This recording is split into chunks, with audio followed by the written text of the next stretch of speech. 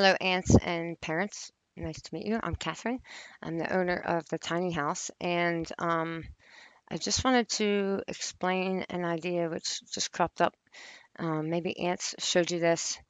This is if you were to rent the tiny house out at these kind of rental prices, and that's really if it's fixed every year, um, which I've written in our current contract, which ants may want to take that on to the next person.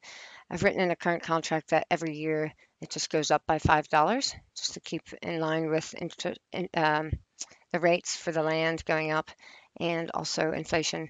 So if he were to charge at say around 320, he'd pay it off in 9 years at 150,000 for the cost of the house.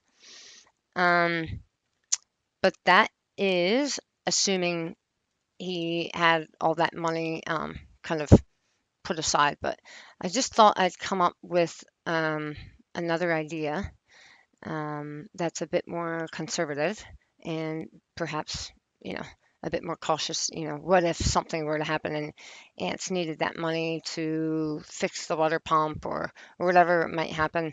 Um, Not only for definitely not for the tiny house should be good to go for quite some time, but also for his house and the land and everything.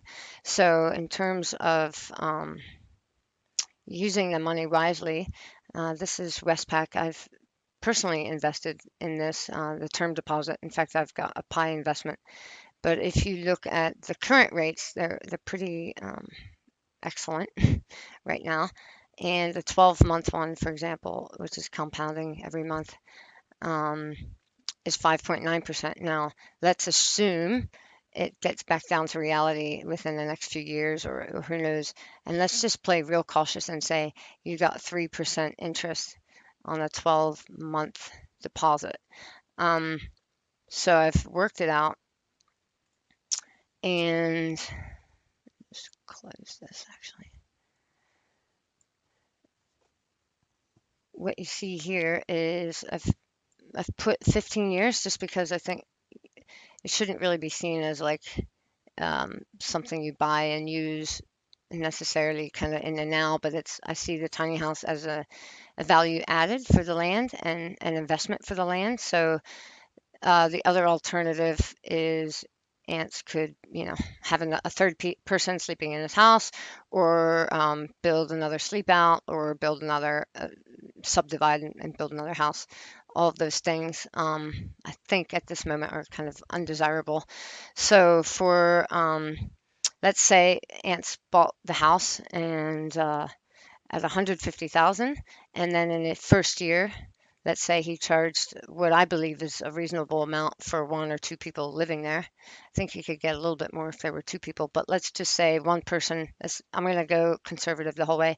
300 a week over a course of 1 year, 52 weeks, would get him 15,600. Now, again, playing it cautious, let's just say you only invest 80% of that. So in that term deposit, instead of putting the whole amount, let's just do 80%, which leaves you with another 3,000 per year to slush around with.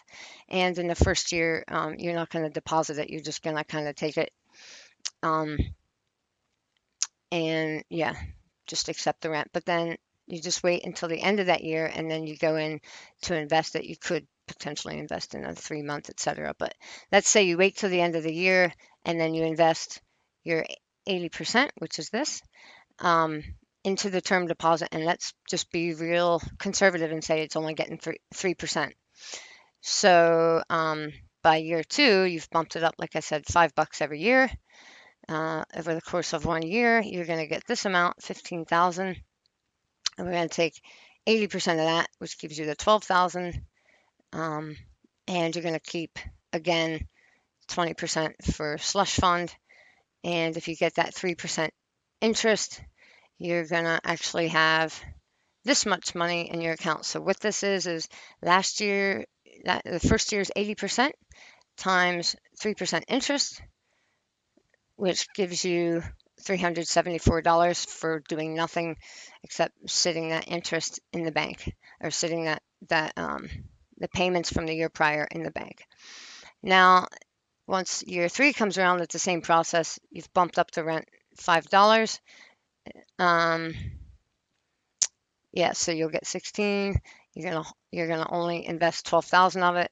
Here's your slush, 3% interest, and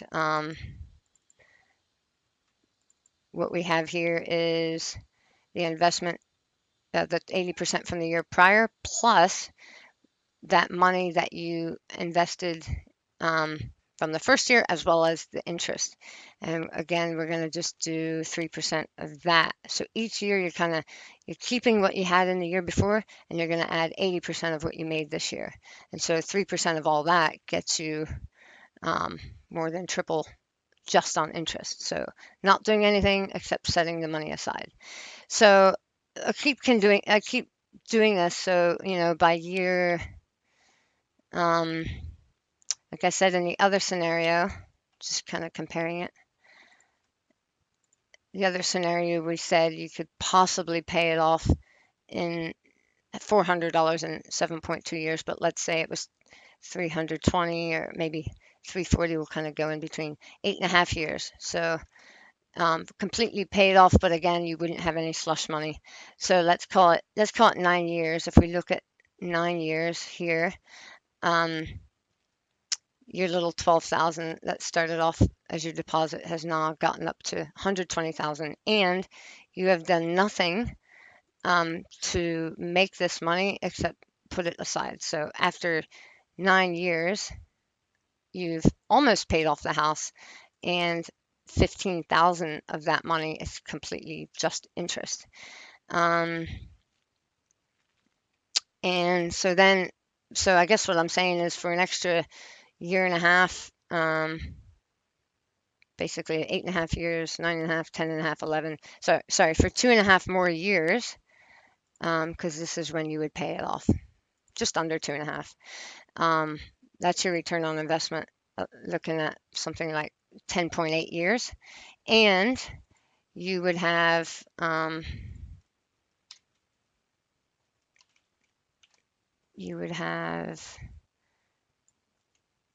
oops,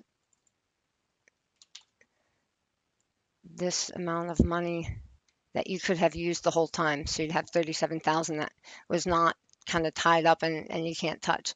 So after 11 years, you have 37, which you can play with if anything happens over the course of those years. And you will have your interest plus what you've accumulated already pays off the house. So I think it's important to see then after 15 years, just interest alone is 48,000. So, and then, yeah, you've already made after 15 years, you have 241,000 versus after 15 years, did I do? Oh no, this is after 15 years here. Nope, sorry, I didn't do that. Then in 15 years, here it is. You would not only own the house, but you'd get additional income. So, if you were to rent, let's say around 340, after 15 years, you'd be at 115,000 versus after 15 years, with the compounding investments, it's a bit more, and of course it's a bit different here because I've added $5 versus this one's static. So I just thought I'd let you know. It's a bit complicated if I were just going to send you this, so I made a little video explaining it.